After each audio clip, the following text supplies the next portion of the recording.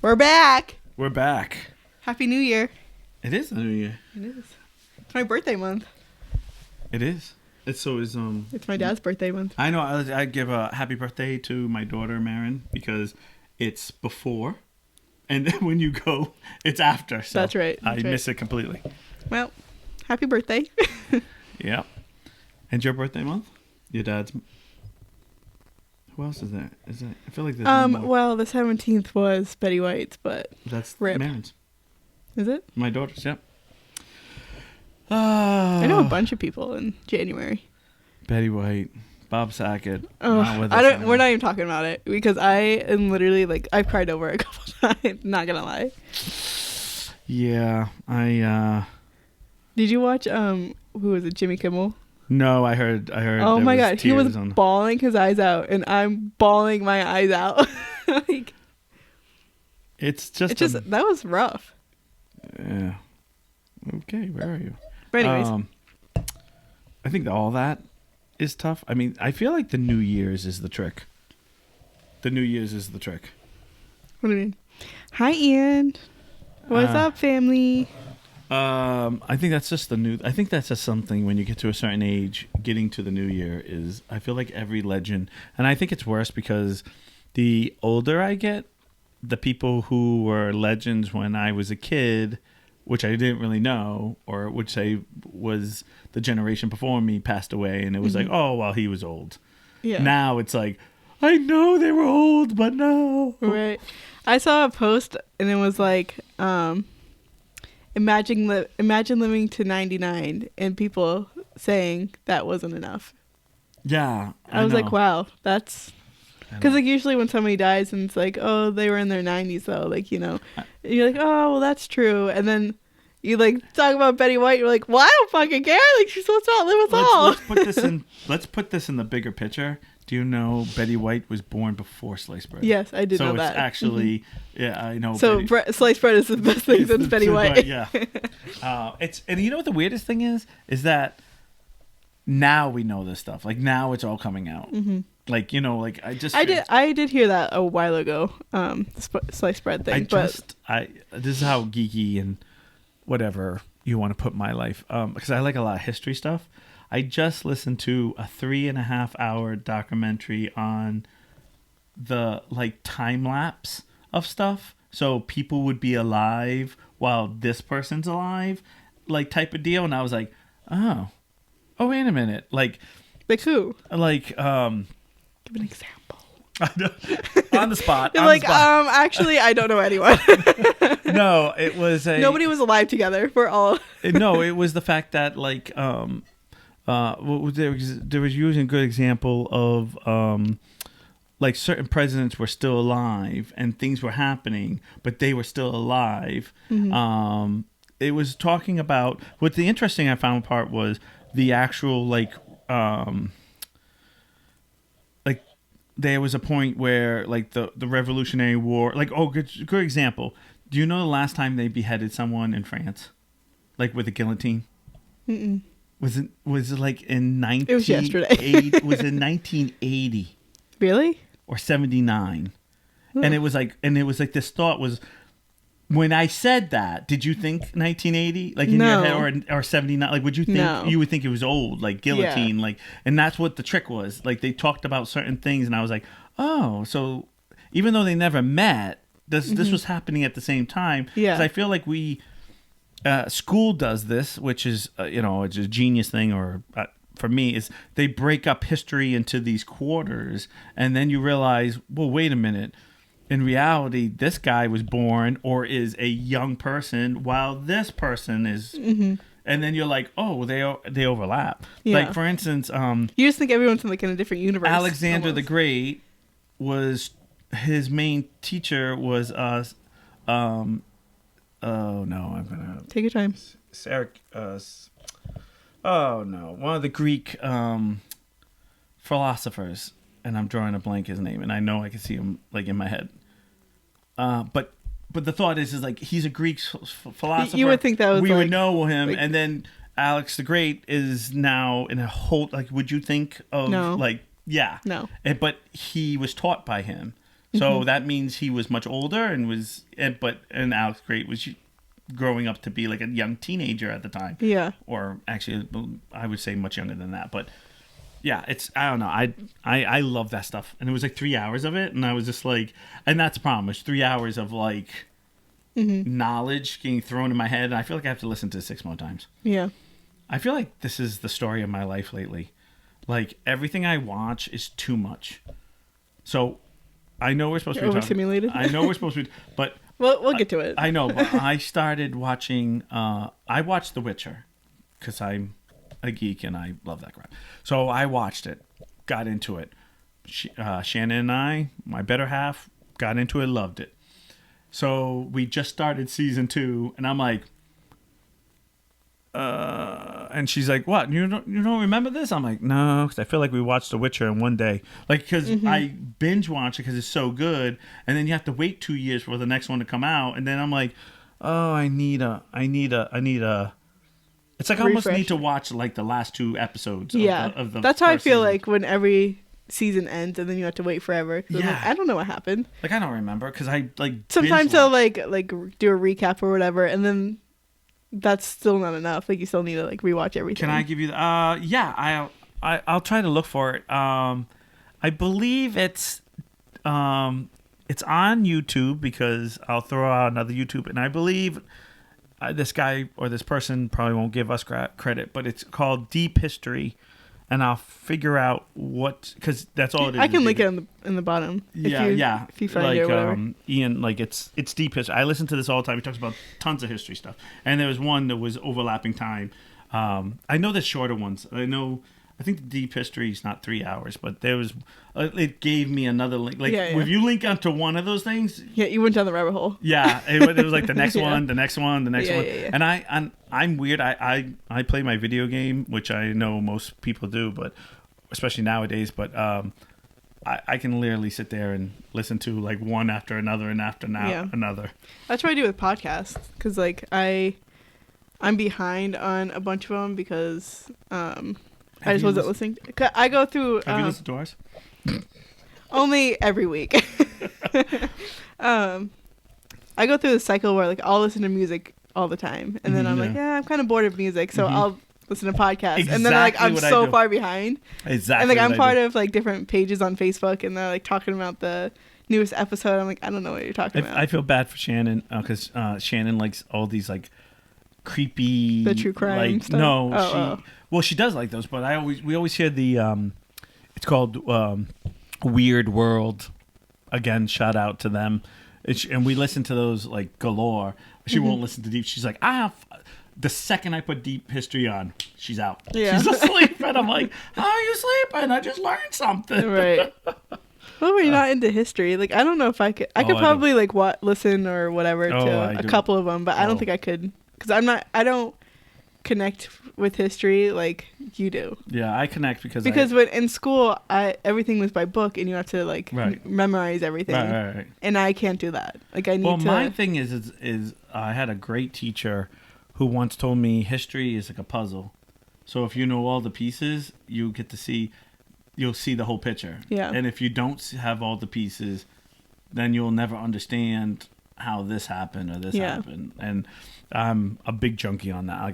Like I love to see all the pieces. And I actually live my life that way now because speaking of that, when we're talking about the wonderful topic we're going to talk about, I watch things differently now. When I watch TV, it's why are we going to get to B? So I'm going to sit there and I'm going to analyze A here. And that's what I land up doing. And that's why some things... I think that's why Disney movies haven't been good for me, because I feel like they've been pretty... This one touched... Open up and... This one said, here is the story. This one's not meant for kids. No, this is a story. No. But then there's another story. Yeah. And the other story is where we can relate. Kids will see it one direction. Yeah. And adults who live life go, I relate. I get that. Or, oh my gosh, I see a bigger picture. Yeah. Yeah. Okay, so... It's cute. It's great for kids, but this is actually like... Yeah, it's an adult. It's an adult Disney movie. yeah. It's funny too because I thought about. And I can't wait for like the kids who came out like when this came out as them as a kid, right, and then them seeing it later in life, like right. oh, like when that clicks, right. Like I can't wait to see that. Right, because what happens is we have this magical adventure of this family, and then you go like all as a little kid, all you see is the magic, and there's something wrong, but as an adult, you sit back and I don't know, like it's okay, so. We always talk about this, but I'm going to be 46. You're at 22, so let's go, or almost 23. So let's go over how we looked at this differently, because I felt as an older person, I had a whole different attitude. Just for the record, I felt more for the grandmother than I thought I would have at a younger age, because I felt like you would have understood the daughter, the granddaughter. Yeah. Because I thought you, like, for me, I thought, like, you had that, I totally see where she came from. And I was like, but I can see where the grandmother's coming from. Like, I got that point of it. I see both very well, because I think I'm, good. like, in that. Right. That is good. Yeah. So, all right. So, if you don't know what we're talking about... Okay, spoilers. Yeah, don't watch this if you don't want any spoilers. So jump off now if you haven't seen this movie. Just watch the next one, okay? Just shut off. Right.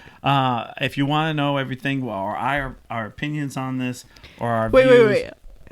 Don't skip this one. Go watch the movie. Then come back and watch. Oh, there you go. Yeah.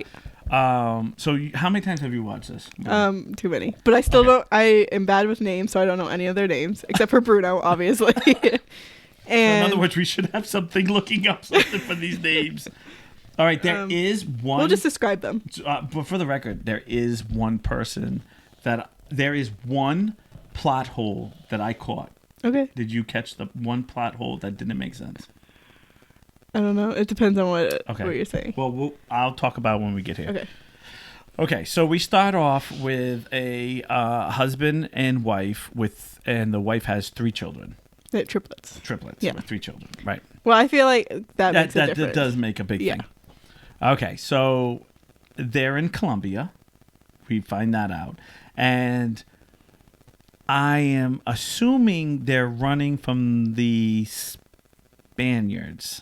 Because I kind of feel like they're the Spaniards, and but I could be wrong because I don't know my quite Colombian history. Yeah. They take off. And we'll refresh your memory for next week. Just kidding. Because someone send me the link to Deep History for the Colombian.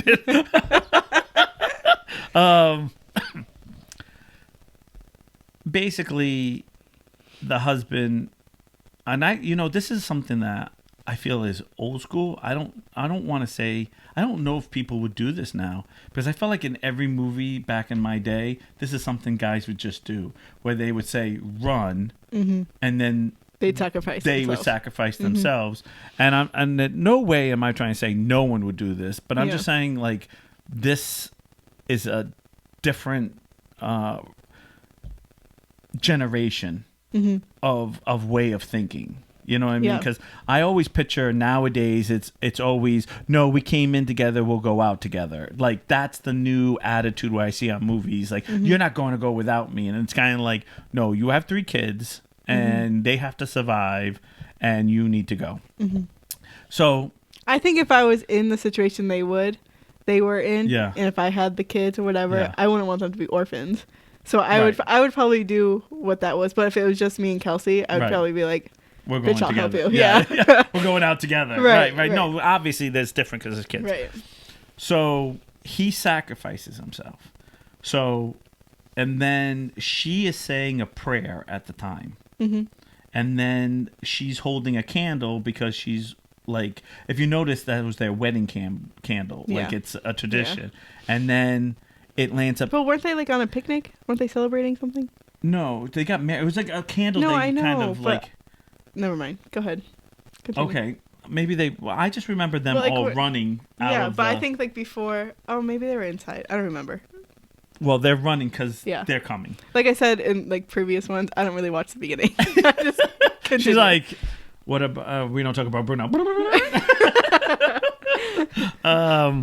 Which is the worst like ear worm that can go in your head. It hasn't left. I know. So basically he sacrifices himself, and then there's this beautiful I took it as a Rapunzel moment, because remember her hair kind of like glue when it started to glow, it went everywhere, because it kind of went everywhere and went into the candle as she sang a prayer. So for me, I took that as and I'm gonna say, because we're on the topic right now, is that her faith, and I know it's not religious or whatever, it's her faith in believing that it's all going to work out, and his hope that it was going to work out gave the magic into the candle. Yeah. Right.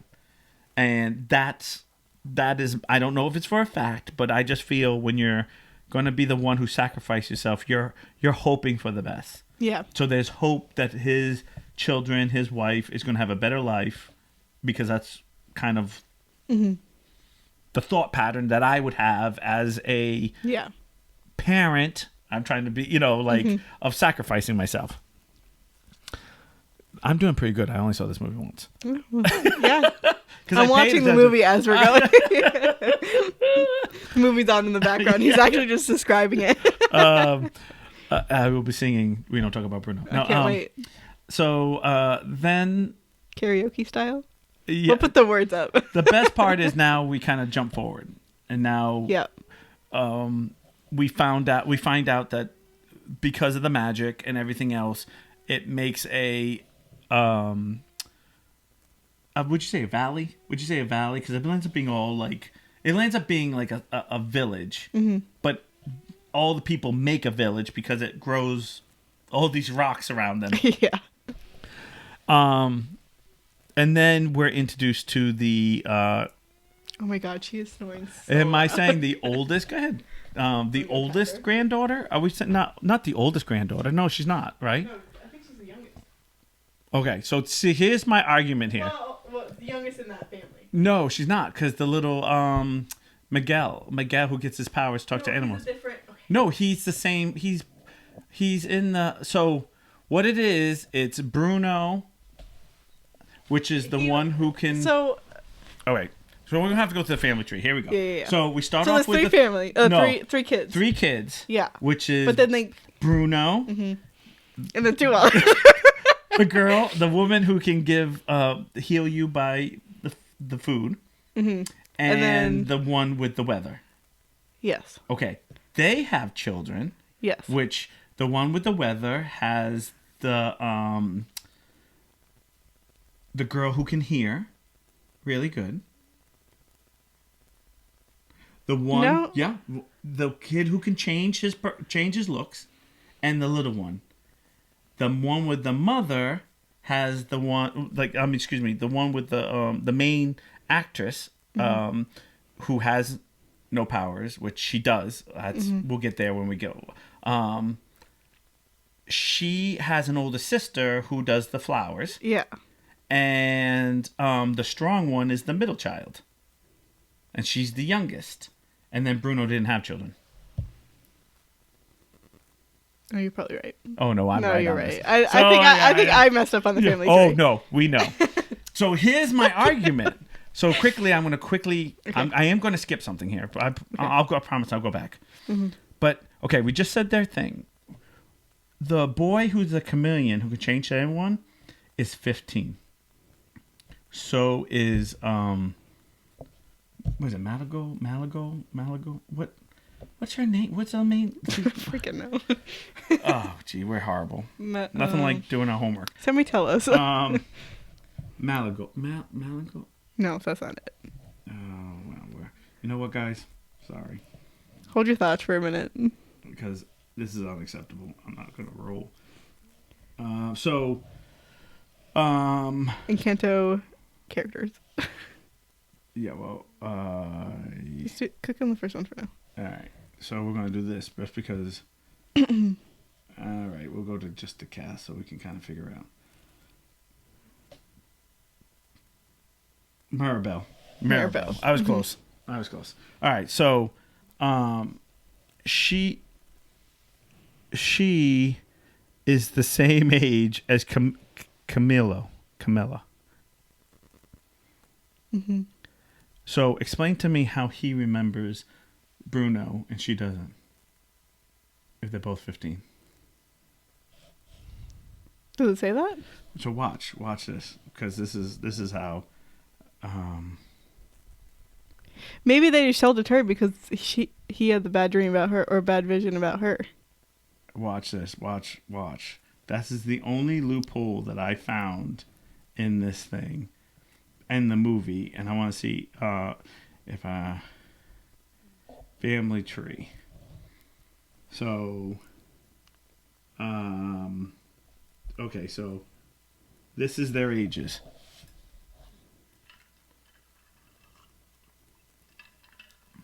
So if he and her are both 15, how does he, when he sings, we don't talk about Bruno, explain to her everything about Bruno, but she can't remember anything about him? Boom. Thank you very much. I haven't heard one person talk about that, and if they have, they're geniuses, because I haven't heard. So, so in this, so we'll go back. So she's a little girl, Maribel, and she goes to get her power because the candle gives power to the family. She goes to open... the door tells you what your power is, by the way. Or basically, the room, right. She lands up going to open the door, and there is no power for her. It disappears. Mm-hmm. Again, I say she does have powers. She does have powers. You know why? Why? So when she was a little baby or whatever, she touched the candle right before going and opening the door. So the candle gave her the powers, and she kind of like is part of the house. Okay. Like her door is the house. Oh, okay. That's her power. Which would you? But nobody saw that. And that's why. And that's why everything was relied on her. And like that's why she had the bad vision. Here's my thing. Because now we're going a little further here. Mm-hmm. She has hope. Mm-hmm. The grandmother starts to lose faith. Mm-hmm. The grandfather's hope is now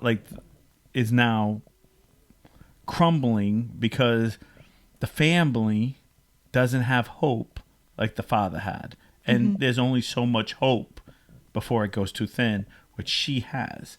Okay, so my big bang is later, so I'm going to back up here. Okay. So she doesn't have powers. The grandmother starts to lose her faith because she doesn't get power, and she thinks the magic is running away. Right. Everybody else has powers. Mm-hmm. Everybody else is being told, you need to take this power and give back to our city, our town, and 100% correct. Like, you know what I mean? Like, we have to give back. Right. I love that theory. There's nothing wrong with that. But what's happening is the grandmother feels that this... this is the only way to save it. Is to save it is to give back. Yeah. And doesn't understand that there's a whole, like, system to this. Mm-hmm. So what happens is, my opinion is, so this is... I'm going to break this down from the very... I know I shouldn't be breaking it down, but... So Bruno can see the future. Mm-hmm. He sees something. He cracks the hope because he sees her with a cracked house. So when he goes and tells everybody, what does that do? It cracks the hope because and the faith. It cracks the whole foundation of what it's built on. Because then it's like, what do you mean? Oh, that can't be true. Then she doesn't get her power. See, that's the trick. So the house is like the candle in the house already knows that it's already going down. That's the power. She's given that because she needs the hope to bring it all back. Yeah. Which is... If you look at the candle and if you look at her clothes... they all do. The chameleon guy has a lizard on his thing. Yeah, she has butterflies. Right. And so is the candle. So the grandmother has a wick, candle flames around her neck. What's his face? The dad, the glasses girl. What is her name? Yeah. Maribel. Maribel. Do you see his outfit? He has one sock for one kid, one sock for the other, and then the flower. Right. And he, basically, if you look at each character, it's what I call the iPhone trick. You know, because somebody once said if iPhones are only used for the good guys. So basically, if they're using an iPhone, you're like, okay, you're a good guy. Doesn't mean they're just not the bad guy. So that thought pattern, you're like, okay, so as things are starting to kind of collapse, she sees it before Maribel sees it before everybody else. The grandmother saying, nothing's wrong here. Stop talking about it. Like, again, taking the hope and faith and putting it in the back pocket and not worry about it. Here's my big key where I realized she had powers. She listens to the grandmother say the prayer, and she knows something has to be done, and she has hope she's going to fix it with no powers. Nobody else does that. Everybody who has. Now, we find out the middle sister from the whole song, that whole song with the pressure, surface pressure, Louisa, where she's the strongest, but everything's being put on her. And, like, she can't take it anymore. Her eyes twitching. She's like, I can't take this. But she doesn't have hope. She just takes the burden of, like, I just got to work harder because this is what my grandmother told me to do. Yeah. The other one now is getting married because that's what the grandmother's telling her to do. Like, there's so much stuff. So when we get to Bruno and we finally find Bruno because he's been MIA and you find out that he's been basically home the whole time, I don't know, this piece of me really feels like, wow, that was so much pressure on him that he had to basically hide. Yeah. There's so much pressure on him because he didn't say what people wanted to hear. I relate that the most because I find I'm that guy who, I don't know, like we just talked about this. Like, I'm not the one, I don't say what you want to hear. I say what you need to hear. And I feel when people are those, we're always the bad guy. Even though we're not. So the woman that can hear everything, if Bruno was hiding in the house, why didn't she say anything? She does in the song. We don't talk about Bruno. She goes, listen to it. She goes, I can hear him. I can hear him. Oh, that's right. She does say that. She does. Did you know in that song, everyone who's talking so loud is telling lies about him? Like, he's 7 feet tall. He's this. Right. But then, like, all the whispers and everything, that's the truth. Right. I heard that today. I was like, huh? What? And the fact that if you listen to that song, he basically tells the whole story right there because you find out the girl with flowers is going to get the ability to get vines, not flowers. She's going to say grown like vines because, and here's the trick. She's tired of making flowers. So he basically told her was like, you can make things like vines and stuff. But she doesn't hear that. Everyone tells her to make pretty flowers. She doesn't know, and that's why we have that other song where she's all surprised she makes a cactus. Like, oh my God, I can make other things. It's like, yeah, Bruno told you that forever ago. You just didn't listen. Yeah. Oh my God, it's like this is like Spider-Man. Like, this is literally has so many like Easter eggs on its own self that if you're paying attention, it's like, boom. And so the bad guy in this is just the lost hope. If you're gonna put the bad guy in this is it's not hope. It's not having hope. The bad guy in this, which is the first Disney movie not to have a true villain in, is the peer pressure of what society looks at you as. For example, it's kind of like when I was in high school, I wore a propeller hat. I was a bit of a class clown. That's like meeting me now and being like, oh my God, you are the funniest guy I know. Come on, tell me a joke. It's like, oh, I'm 46 years old, yeah, I got a joke. But like assuming that I'm still the same person. Yeah. Or being told, oh, this is a great one. Because I remember getting this a lot. Like, I actually stopped. I wore a propeller hat all the time. It was my favorite hat. I still wear it for lives for the boutique, which I'll be doing a live this Saturday at 9 o'clock. I'll throw that in for the Goofy Geek Boutique. But I didn't wear it for a long time because to try to get respect as a young adult, I couldn't look that way because I just got treated like a kid. Mm-hmm. Now I've kind of, like I'm in my 40s, so it's a little different. But when I was younger, if you look like a kid, you're treated as a kid. Yeah. So for me, I just landed up being like, all right, so this society puts pressure on you. And the part that I think what we land up seeing is the grandmother puts so much pressure on their family because they don't want to be known as the spoiled family because they have powers. Mm-hmm. So instead of like, it's like almost, you know what it is? It's almost like they're royalty rich. Oh, she's rich. She gets this, or he gets that, or you're the father, or this is a good one. Oh, you work with your dad. Oh, that must be so nice. You must be able to take every day off because you work for family, which is, I'm sure, true for some people. But there's always the other half where we start from the very bottom and we don't get, hey, you don't get time off unless, it's supposed to be time off. Like, there's no special treatment. So the grandmother lands up feeling like if we don't give back, we're going to look like the rich snobs in the group, and we're not rich snobs. Like, I won't let that happen. So at the end of the day, it's society's pressure, but it's all in the grandmother's head. But it's not. Because if she was the other way, they would have treated her that way. Mm-hmm. It was the fact that she always gave back. Yeah. So by the time we get to, all right, so now we just did the whole Bruno thing, and now she's trying to figure out what's happening, and then you find out that she needs to dig more. So here's the power. Ready? The power is, she truly has power because when she fights with the grandmother, and the grandmother basically tells her, in a very nice way, she's completely wrong and has her head up her butt because she basically tells her off. Yeah.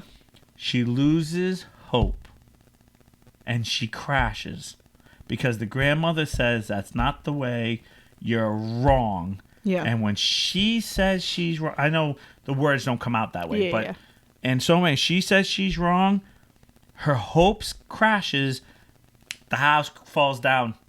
The candle goes out. Yeah. She loses it. That's her power. That's how you know she has powers. Because once the grandmother broke it, everything fell apart. Yeah. So then, the girl that has the hearing wants to marry the one with the flowers is marrying. Mm-hmm. All right. So instead of the grandmother seeing the bigger picture, she's doing what I feel like all people do. It's like, well, this is what's best. It's not what's right. It's what's best. Mm-hmm. And I feel like people with certain, like royalty, they have certain responsibilities. And those are the responsibilities, the burdens of being. And that's what happens. The burdens really start falling too much. And I think I love the fact where, so now we're at a point where the house falls down. Everyone's like, what happened? There's no more magic. No one's doing anything. That's what I do like about the Bruno, because that's the head. That basically breaks the camel back for Maribel to go and tells the grandmother to go pounce. Like, you're wrong. Mm-hmm. That basically tells the grandmother, like, I'm older. And I think we've all had those moments where I related where you're too young and you argue. Mm-hmm. It's like in Matilda where he's like, I'm right and you're wrong. Right. I'm older and you're younger. You're younger. Yeah, I'm smarter. You're dumber. Whatever. Right. It's like a bigger picture. And that's the moment where I see both sides, because I've been the young kid arguing with an older adult, and I've been the adult now being like, yeah, but you're not seeing the bigger picture. If we walk around like we own the place, people are going to think we're the bad guys. Yeah. So it's the same coin, it's just a different side. And then what happens is it lands up crumbling down. I think what really gets me, which really is the tear thing, is when the village people are like, hey, you've been giving up. That's what the grandmother was doing, because everyone's willing to help, because they always helped them. And that was the moment where the grandmother has to kind of swallow the pride. Like, we're supposed to take care of everybody. Now everybody's taking care of them. Yeah. And then her attitude was like, oh, we can rebuild this. Maribel says, we can do this. And when she starts to rebuild everything, the sister's happy. I love the fact when they introduced the one that can hear everything to the boyfriend to the other, and the other girl's like, I love the fact she's all messed up. Oh, the best part of this whole movie, I just want to quickly go back to, is when Maribel is singing about the whole family. Okay, and the kids and stuff. No, the funniest part was the coffee, because I feel like every adult's like, this is why kids don't drink coffee. Yeah, I feel like every kid at one moment, oh, this is good, and you're like, and then 5 minutes later, you're like. And you're like, no, it's not good. I had coffee for the first time. Little tangent. I had coffee for the first time in like a month. Oh yeah. And I was like that. I was like, like I felt like I was. It's gonna sound wrong, but I felt like I was vibrating. Anyways. Oh my. Oh my. No, I know what you mean. Like you go take care of that. Or it's more like you need to. Why is the controllers batteries? No. Toothbrush. So bad. No, my favorite part that makes me feel like I really connected is when she's talking about her mom. And her mom's giving the food to the pew, and then the mom kisses, goes, "Mom!" Like it's the embarrassment. Like, I'm singing about my family, I'm so proud, but don't kiss me in front of the kids. Like, now I look like a little kid. Right.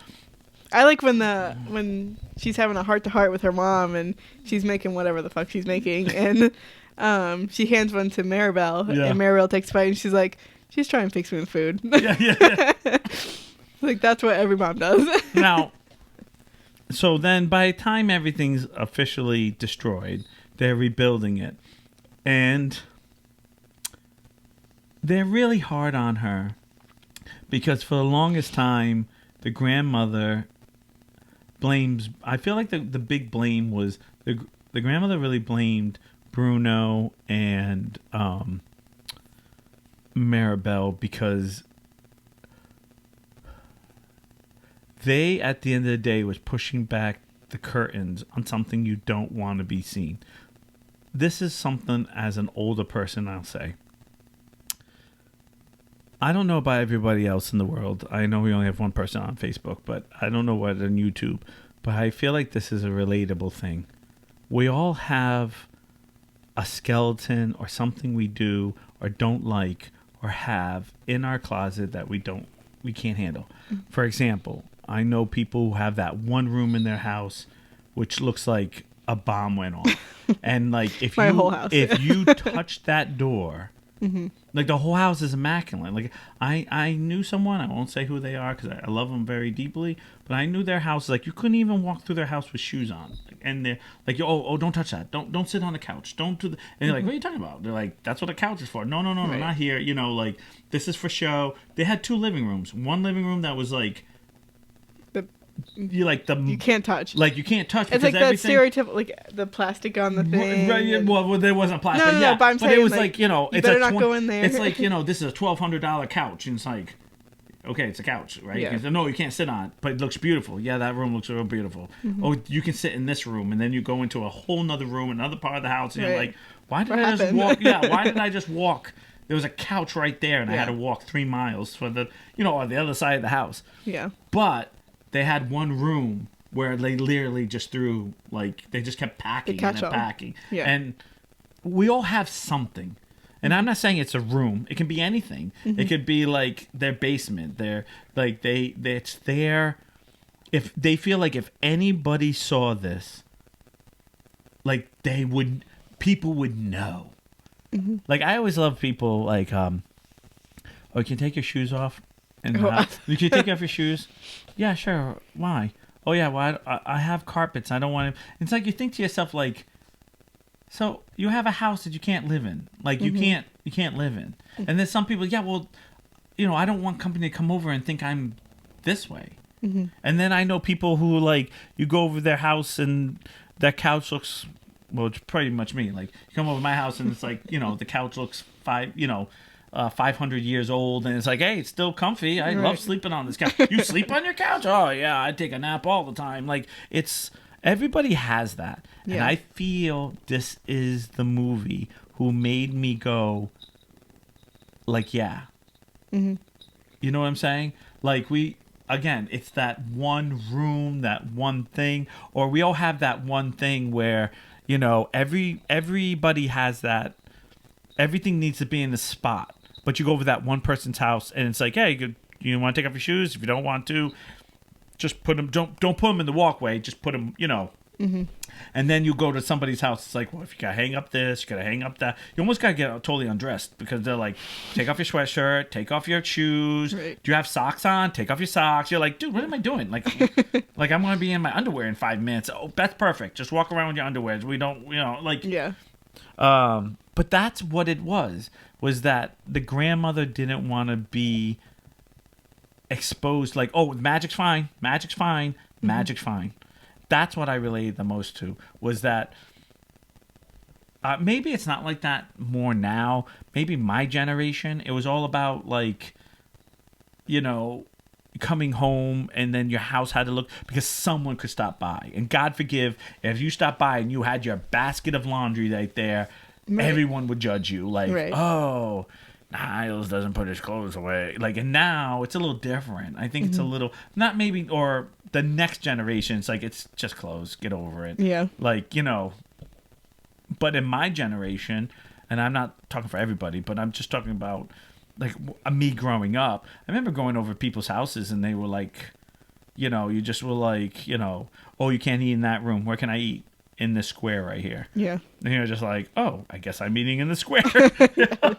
It's all taped out. Yeah. It's weird because that's kind of how it was, because everyone wanted everything is so cookie cutter. I guess it is still that way, because I know like the big thing now is because I was watching a show and I was thinking to myself, what is going on? Because there was a point where the guy was selling his house and he put in like another 50 grand to sell his house for more. I'm like, but you just spent 50 grand. Like, of course, so you're really not gonna like. But what the thought was, well, it won't sell because it's like, in my day, like I can remember being, in that thing where everyone wanted to have like the fixer uppers. Like that's what you wanted. You want a house to make your house. Yeah. But I feel like there's too many people who flip it, so they kind of like do the whole like, you have a house that you want to buy, that you basically buy and say, it's all set for me.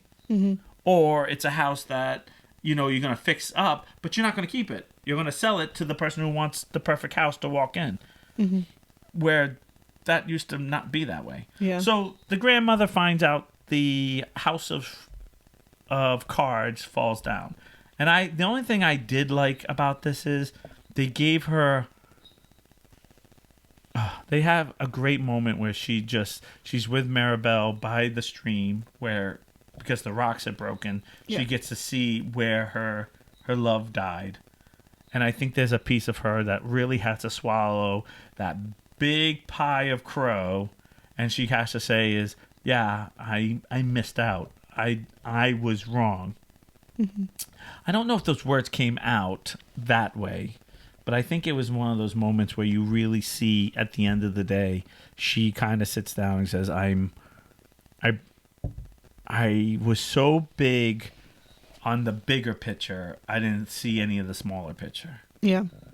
And I think that's what life is right now, where, again, this might be just me digging into my own craziness, but like sometimes the bigger picture, we're so worried about keeping the bigger picture big, we miss that the little pictures that we have. Mm-hmm.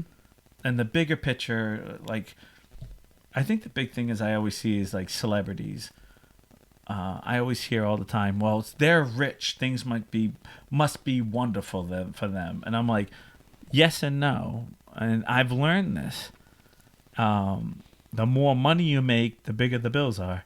It doesn't make it less. It's just a bigger bills. Now, if you're smart enough to be rich and live like you do now, then yeah, that makes sense. But what happens is usually when someone makes the money, what do? You turn around and I'm going to buy a bigger house. I always think about myself. They say, if you win the lottery right now, what would you do? Simple. I probably fix up my house. I put a back door on my house. I don't have a back door. Like, I fix up my simple house. And if that wasn't good enough, then I would go, because I've been getting to that age where you start thinking, because we live up north with snow. Mm-hmm. Maybe I'll go move someplace warmer. Mm-hmm. But if I did that, I still would buy a smaller house. Yeah. And just kind of like, and they're like, oh, you have all this money. Yeah, I still would buy nice things or go buy things. I'm not saying I wouldn't go buy things, but I wouldn't go buy a Lamborghini. I wouldn't go buy a giant truck. I would go out and just buy a normal car, I probably still would go out and buy some type of van or something. I don't know why, but it'd be something practical. Mm-hmm. And just live. I think that's where Kelsey and I disagree too, because like she's always like, oh, like what, like not to put her down or anything. Like I'm not saying this in a bad way or anything, but like she's always like the bigger and better things and whatever, and I'm like, well, you have one of those. It's just not the newest model. Like, right. Like you're lucky you even have one of those. Like I always try and see like. That's so weird because and I don't want to. Okay, again, we're not trying to sell time. Yeah. But your dad's like that. Your dad always not. Yeah. Now he's different. Your dad works very hard. Mm-hmm. Busts his butt. He has a trillion jobs all the time. So I'm not. No way am I sitting here saying that your dad's like this rich, whatever. Yeah. But your dad always seems to. Every time I go, hey, look, I got a new TV set. Look, I got a new this, and not mean. No. Yeah. It's him showing me his best friend or one of his friends showing what he has. Mm-hmm. I would do the same thing. I'm not trying to say he's a bad guy for doing that, but it's always saying that. And I'm always walking and something I'll go, oh, that's cool. Oh, that's great. And then sometimes I'm like, yeah, I don't think I would want that. That's not me. Like, but he likes it. So I'm always like, hey, if you like it, it's your life. God bless you. Good for you. But I always just think to myself, when does the pile get too big? Now let's take a step back. Somebody next to me, because I'm an action figure collector and I have all my figures, probably sits there and goes, when's the next figure enough? Mm-hmm. Like you just bought a $50 figure. Do you need to go buy another $50? And it's like, no, I don't, but I probably will. It's weird. It's like some people have I want the bigger and better. Some people want the next thing. Some people... I just look at it differently. It's just that money's different. Yeah. If I was rich and I had to throw this out $1 billion, would I go out and spend $100 on figures? Probably. Probably. Since I'm not rich and I don't have that, it's $100 a figure. Like go out and spend $100 within 2 months, 3 months. I'm just 4 months, but it wouldn't be like every time I went out. Yeah. You know what I'm saying? Like it's all in the bigger picture. And I think sometimes there are people who are, sometimes I feel like they I guess, they judge what they've done in their life of what they have. And then there's some people who are the opposite and just, they know what they've done in their life. And for me, I don't know. I've been pretty good. I've seen both sides because I went through a period where I felt like I needed all the stuff. And then it's like, now I'm a little different. I'm like, I don't think I need all that stuff. I still have a flip phone. And I know a lot of people are like, why do you need a flip phone? Why just get a phone? Like what? It doesn't cost anymore. And I'm like, but it does. Like it still does. Like it's an extra da da da for this. So what? I know, like I have a hard time in my life because like I have really bad internet, and I know everyone's like, oh well, how do you? And I'm like, I just don't. I just turn off things. I like, I find a way. Could I get more? Maybe I could, but the other thing is streaming. We have 1,000 streaming such things, and then I keep hearing, oh, well, we got this one. Oh, we got this one. Oh, we got this one, and it's like, okay, we're all bitching about cable being expensive, but right. Or if you add up all of the other ones, you pretty much have cable. Right. It's not more. The same. It's the same trick. It's like we get tricked on things because we're silly. Like, let's for instance, I was talking to someone much younger, and I'm gonna say probably 19, and they said, "What's the most important thing in your house?" And he's like, "Oh, I have to have the best Wi-Fi I can pay for.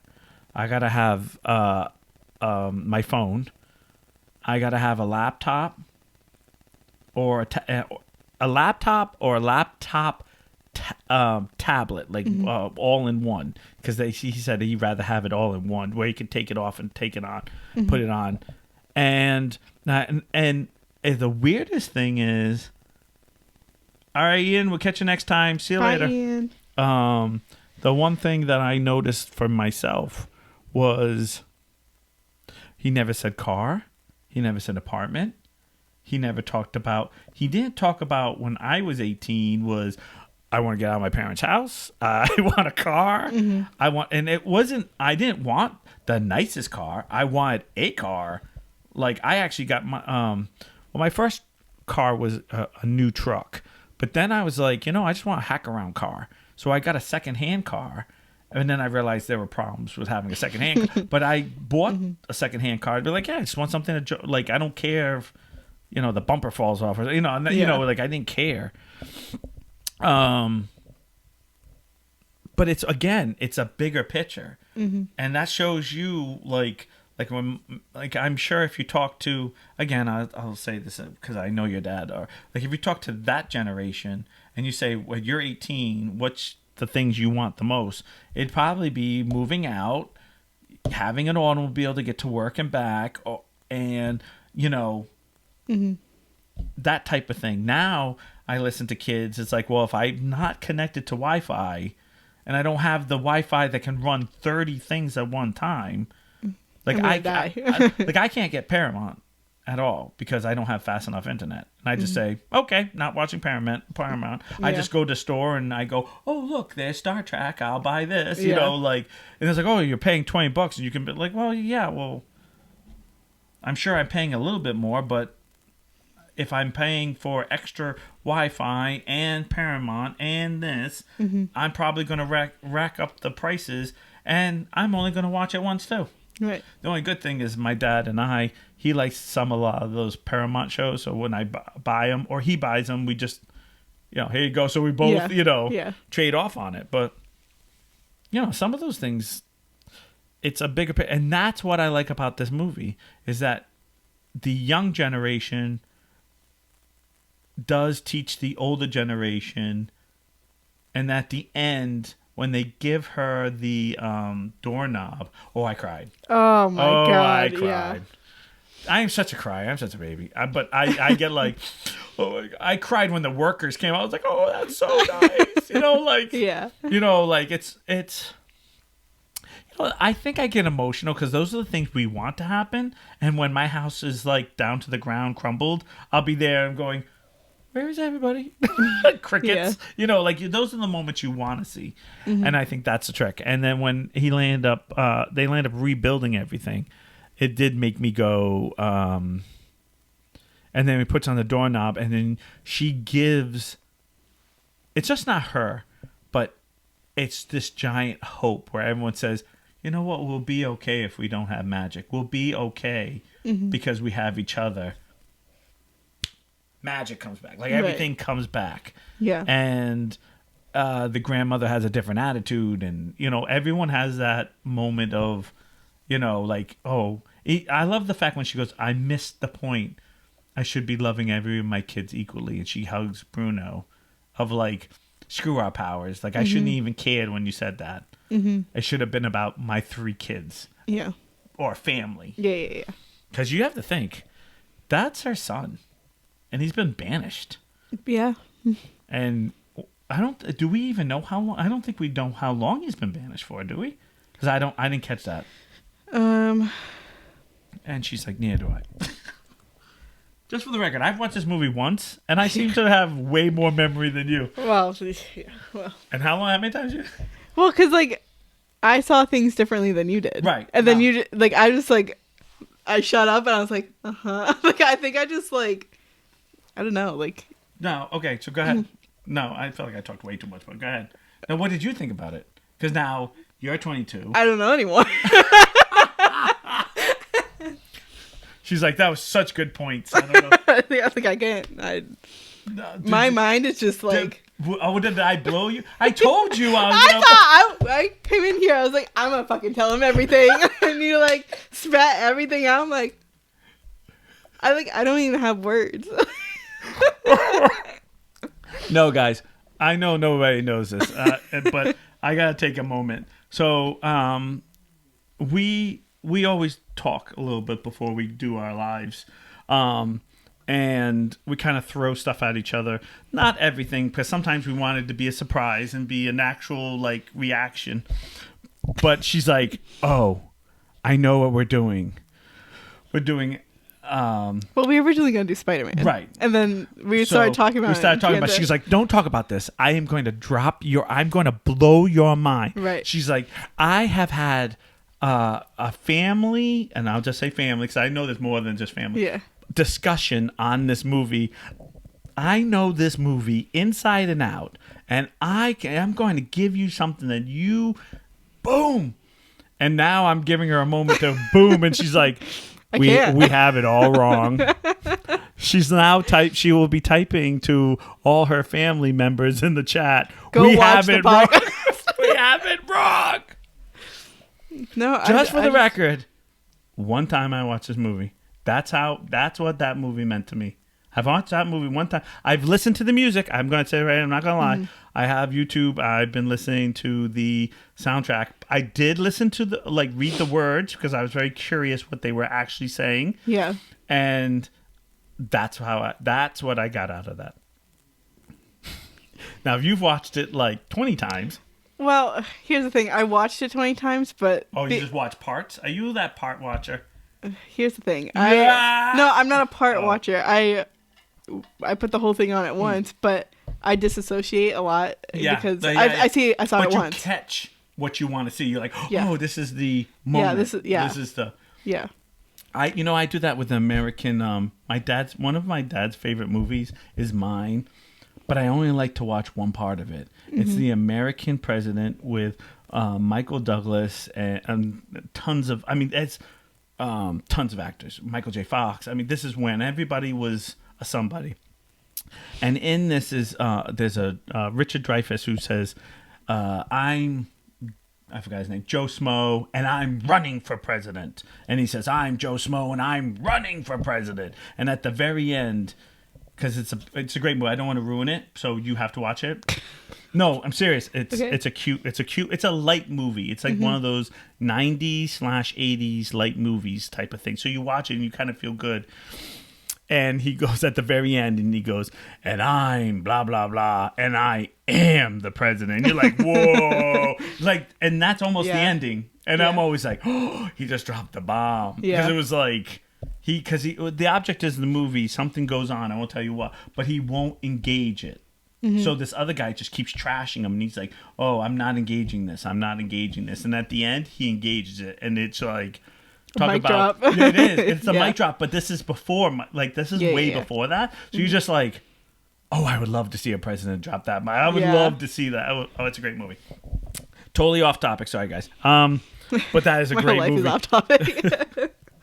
That's so funny. You were like, I'm so ready. And I know I took a lot of our time up, but I was just like, no, you're good. I was like, totally like, it was funny because, I text you, have you watched this movie? Because you had been saying that you were like you're done.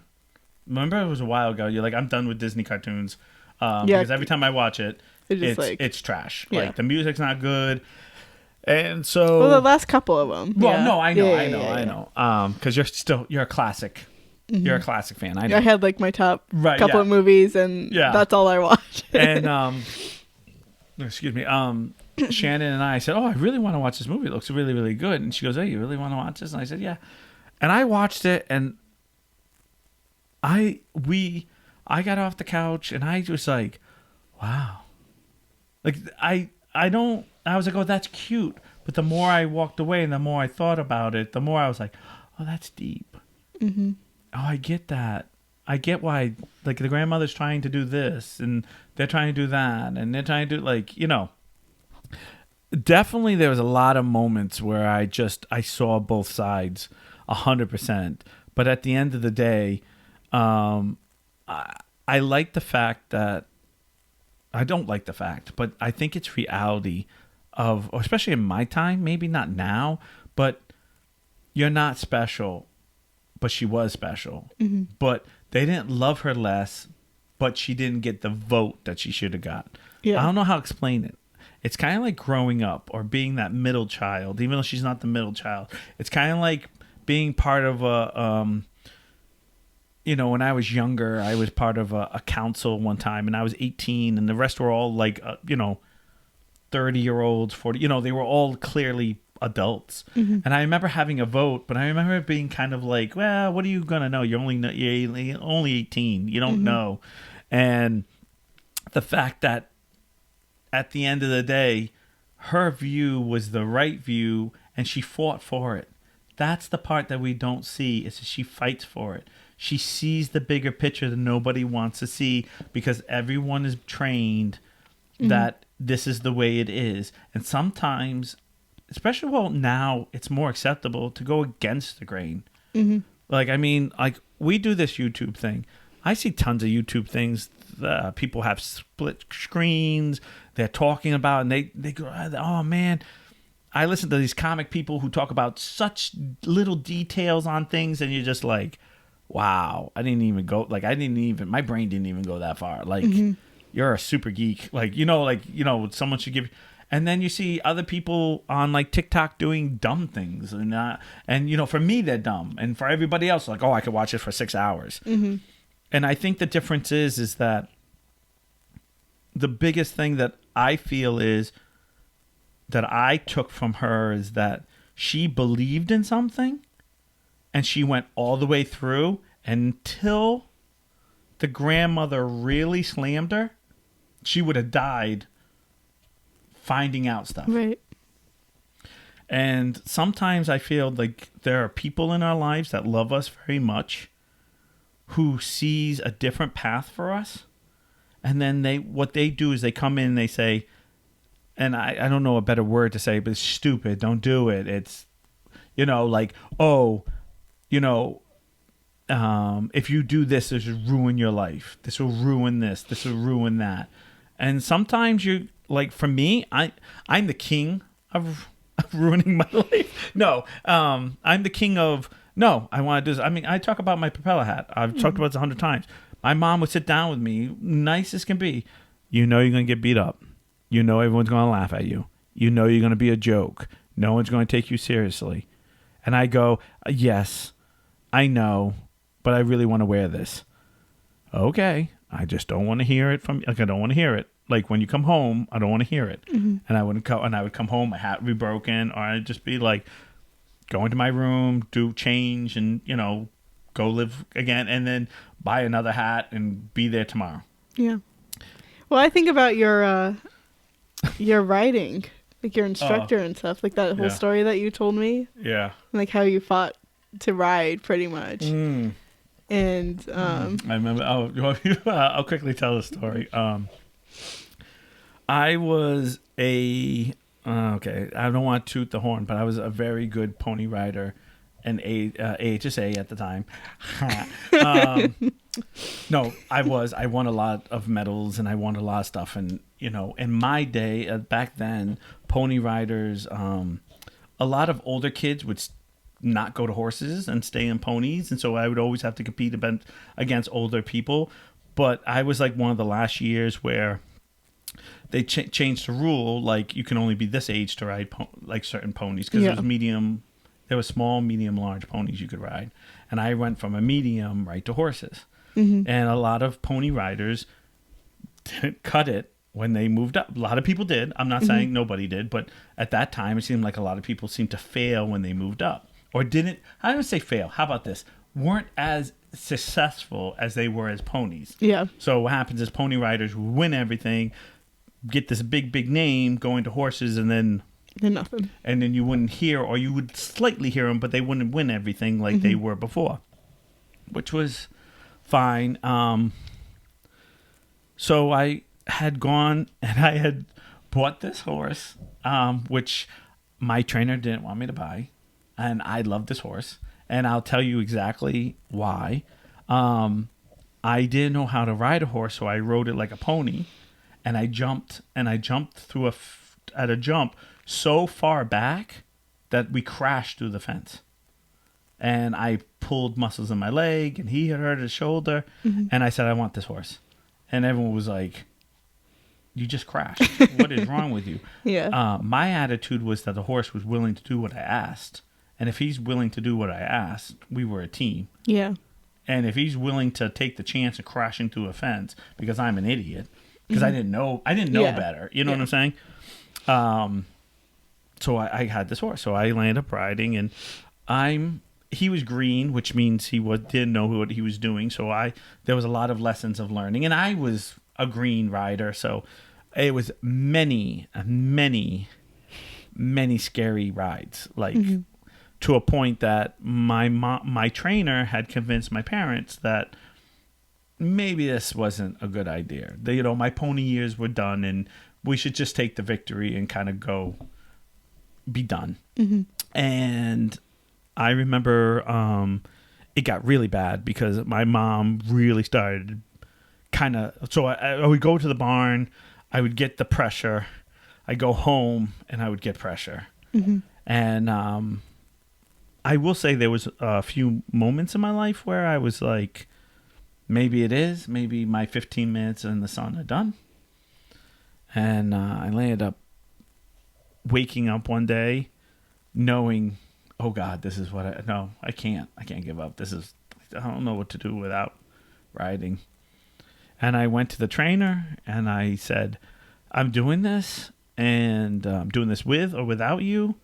And my mom, again, wasn't too thrilled. My mom ended up going to another trainer and basically said to me, yeah, he could do it. He needs to learn more. Like, you're not learning the right stuff. Not that I was learning the wrong stuff. I need to learn much more. Your pony brain, right? You need to be horse brain, right? It kind of was, and the way I was being taught wasn't sticking in my head. And so I actually did something no one at that time did. I rode for 2 trainers. So I rode one thing over here, which was I did jumpers and stuff, and I did equitation with his other trainer. And so I won't forget this day. I told my mom it was time that I'm going to ride with this trainer with over here, because I felt like he had faith in me. He totally was pushing me. He was making me better, where this one was still, your years are done. And I remember the day I went to a lesson. I had the best lesson I've ever had in my life. I nailed everything, every jump, it was so easy. I felt like I closed my eyes and I did everything. Like, it was like one of those days where everything falls for you. Right. And I remember she is an amazing woman, amazing trainer, but she was very, very hard, stern person. And I don't want to say this in a bad way, but she was kind of scary to talk to. Like, she wasn't a person, she just had that very strong. So when you were a kid, going to tell her something wasn't always the easiest. And it wasn't her fault. It was just the way it was also the time too. You gotta remember, this is 89, 90, where And I went. Thank God they stopped using the guillotines. Yeah. Who? 10 years. And I remember knocking on her door in her office and going in, and I'm going to tell her that I'm leaving. And my parents said, well, if you're going to do it, you have to tell her. So it was like one of those moments you're like, can we just write? Can we just write it? There was no phone, so I definitely couldn't text her. Yeah, I'm leaving, bye. Just ghost her. Yeah. Gone. The horse is gone. Like it's just magically everyone's not there. So I remember knocking on the door, and I remember being in that cold, nervous sweat. You know what I'm talking about? Oh, that school. I live in when that. You get She's like, I live in that lair. I'm that right now.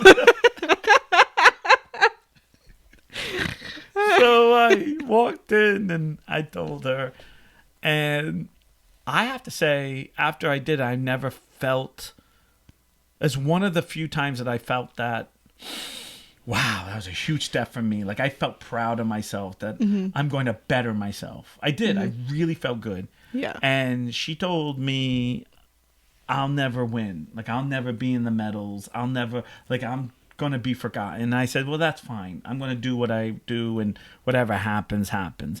And as I opened the door, there's all the girls in the barn going, oh, you told her? Like they were all like amazed that I had enough. You got the balls. The balls to really go in there and do that. By the way, I am still I haven't talked to her in a while, but I'm very close. I was still close with her. And there is no ill will. Actually, I landed up, about 2 years later, I won ribbon at the New England finals, and I walked over to her and I said, yeah, I'll never win a ribbon here. And she just smiled at me. She goes, you proved me wrong. And as you know, she was very grateful. I don't think I was being as graceful as I should have been, but it was my moment of, I didn't win it. But you know what? I still got played. Like I still was there, you know, and for me, being told that I was going to be lost in time because of that, she should have said I'd been lost in time after I was done riding, because that's what I feel it happened. But no, but that's what the part of Maribel is, that she's so determined that when the house falls down, she's still determined. Like she's still, like she has that moment where she loses the hope with arguing with the grandmother. But you know what the best part is? She realizes it, or at least I look at it, as when she runs away and she's at the thing and she sees the butterfly, she realizes that she sees the bigger picture. And the grandmother's not.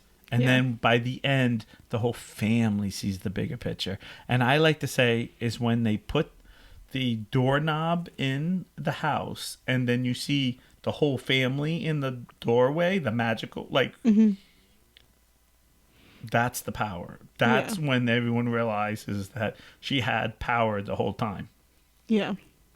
And that's when I like to say that I think too many of us, listen, it's okay to fail. Listen, there are people out there who are going to be that are going to be Olympic swimmers, whatever, and they're going to always be amazing. But doesn't mean you can't have your 15 minutes of fame. Now, I say that very loosely because at the same time, I really hate these stupid TikTok challenge things because I feel like your 15 minutes of fame is not following everybody else.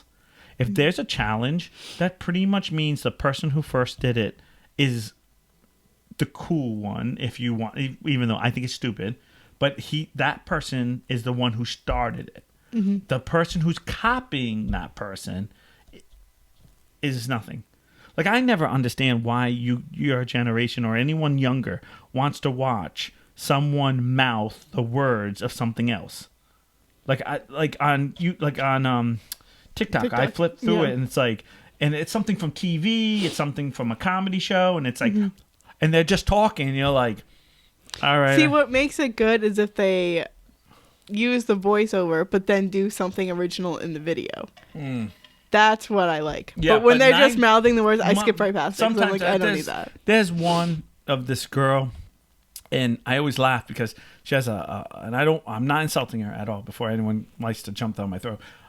She has a Miller Lite, and she's always drinking a Miller Lite can I don't know if it's real. I don't know if she's drinking the beer or it's just an empty can. Because I'm not saying she's not old enough, but she looks younger. Mm-hmm. Okay. And she's always doing a comedy act. Like, you know, and I'm always kind of like, okay. Like, and then the next thing she's like in the same hat, same beer. Like, so I told them and I'm like, okay, it's another comedy. I'm like, what's the thing with this? Now I just skip them. I just kind of go, yep, okay. Because I watch comedy a lot, so a lot of times I've seen the stand-up, and I'm like, yeah, I've seen that. Mm-hmm. That's not you. Yeah. I'm a little disappointed here. I thought my mind was going to get blown from you. Yeah, no. So it's gone. No, is it gone because you forgot it, or is it gone because, like, you're going to actually get off and be like... I'm probably going to watch the movie again. Like... You're going to text me, nothing what you said. You were wrong. What movie you were watching? Because I only saw it once. You need to watch it again. No, I think you should watch it again, but... No, but I think I'm pretty on those things. No, yeah. You opened different doors, I guess. Well, it's tough because don't you talk to everyone your age. Mm-hmm. So your age only sees it your age. Because if I was your age, I wouldn't see the grandmother's view. I did see the grandma's view, but... Did you see it like how I saw it? I saw parts of it like you. Yeah. Not the whole. Right, because you really haven't been in those shoes. Mm-hmm. You haven't been in those shoes where you're like, yeah, it's the bigger picture. Yeah. You didn't think of the royalty thing, did you? No. How they had to keep face for everybody. No, I didn't see that. I think in my head, I just had it as like they have these powers, so they have to help the village. Oh, yeah. And maybe I don't think. Yeah, I don't think it clicked like that. No, it's kind of. I think the difference is how you're looking at it is you're not giving these people choices where they have choices, but. Mm-hmm. Their choices are limited because of how society looks at them. Yeah. No, you're right. Because it's the same thing. It's kind of like, you know, it's like going to. It's like I go back to your dad because obviously I don't have many friends left. When you get older, you start to lose all your friends because they get married, have kids, and they start living life, and then you don't see them as much. So they become Facebook friends when you're like, oh my God, your kids are so big. I've never seen you like in the last 20 years, you know. But it's like, you know, like think about this. Think about me going in and being like, hey, I really need a favor. And your dad's being like, no way. Like, how would that look? Now, for me, I don't take that personally. I just go, okay, I asked a big favor. But some people are like, yeah, well, we know what kind of friend we are now. Mm-hmm. So it's a society looking at you, but it's not that way. Yeah. But I don't look at it that way. But some people do. Some people put that weight on them of, I need to do everything. Mm-hmm. I think some parents do. Yeah. I think some parents work there in their heads. I have a kid, so I have to make sure they're 100% safe 24/7, instead of understanding that I can't keep you safe 24/7. I can keep you alive to about 18. And then it's on you. Mm-hmm. Hopefully I gave you... Listen, I don't want to be the one to say anything bad, but like I've always tried to teach my kids, like, don't go in vans, don't go in vans, don't go in vans. But when you're 20 and you're going to be like, hey, let's go get in this van. I don't know what to tell you. Like, you know, I've warned you. Mm-hmm. You know, it's almost survival of the fittest. Right. I don't want to say that because it's my kid, you know, like you don't want that. But the reality is, like, you know, the reality is if your kid drives, that you can get an accident. You don't want it to happen. You don't want to think of the bad. It's there. Mm-hmm. And I think that's the problem, was she started getting so worried about the bigger picture instead of worrying about what's happening, because all the stuff was falling apart all in the inside. Yeah. I don't know. That's tough. I'm really disappointed. I have nothing to say. Sorry. I was so gung-ho on this. Yeah. You fucking stole my thunder. So you agreed with me then? Mm-hmm. Oh, so you said it was all different. So, no, you just have the same thing. There were more. I have more. I had. What did you say? Yeah, I had more, but I can't think of any of it right now. Because I think I'm still like processing what you're saying. No, yeah. And so like it's gone. No, do you know what the worst thing is? And this happens to me a lot, especially in I'll listen to documentaries, and when they open my brain on something like A plus, and I'm like, oh wait a minute, what now? Mm-hmm. Like I told you about that whole thing about the whole time crossing over. Yeah. And I was like, wait a minute, this guy was with this guy. Wait a minute here. So this, but it makes sense because like you read the dates and you're like, oh yeah, that's cool. Like this is their story. This is when it happened. But then you read a different story, like, oh, that's the date. But if you think about it, like they cross over, but you don't put the stories together. Here's a good one. Do you know in Hey Jude, at the very last part of the thing, there's a singer who says Jude, Jude, Jude, really loud. That's the lead singer of Aerosmith. So Aerosmith at 18, I think it's 17, 18 or 19, something like that. He's in that like young adult age. Mm-hmm. Goes to see Hey Jude with the Beatles and lands up singing a part on the microphone. Just happens to sing a part. Yeah. And he's going to be Aerosmith, who's going to be for the next, because let's face it, the Beatles broke up in the 1970, 71, somewhere in that time. Mm-hmm. And then for the next 70s, 80s, and 90s, it's Aerosmith. But we got to see a little piece of him cross over. But if I say Aerosmith, no one's going to think Beatles. Mm-hmm. Like, that's what I'm talking about. Like, time crosses over. Even though that's not as great as some of the other ones. Like, some of the other ones are like, what was another one? Oh, I know what it was. Do you know the fax machine was made? Like, when do you think the fax machine was made? Or invented? Like, invented. Early 2000s. Like that. Okay. Just as for example, let's just say, well, fax machine was around when I was in high school. I would have said in the 80s, because I feel like everything was invented in the 80s or 90s. Like the fax machine was actually patented during the Wild West. Really? Yeah, like there was a fax machine that actually, now everyone didn't own one, but there was a patent and a fax machine built during the Wild West. Not in a million years would you ever think somebody's taking a machine, putting in a piece of paper, and then on the phone line, somebody else is getting a piece of paper. Right. That's what I'm talking about. Like, that's crazy. Yeah, that's pretty cool. Oh, no. You're going to... I have to send it to him. I'll try to send it. It's called Deep History, if you want to... Guys, even though I'll link the thing below. Everyone's like, oh, we're going to listen to this now. Right. Just ignore us. All right. We'll be back next Thursday. Yeah. Yes. On Tuesday on YouTube. Tuesday. Make sure you like, subscribe, comment, hit that bell. We're supposed to do this in the very beginning. Yeah, well, we're too excited at the beginning. So. I know, we're always too excited. Thursday. Oh. Well, you know what? It's perfect timing. So we'll see everybody next time, and bye.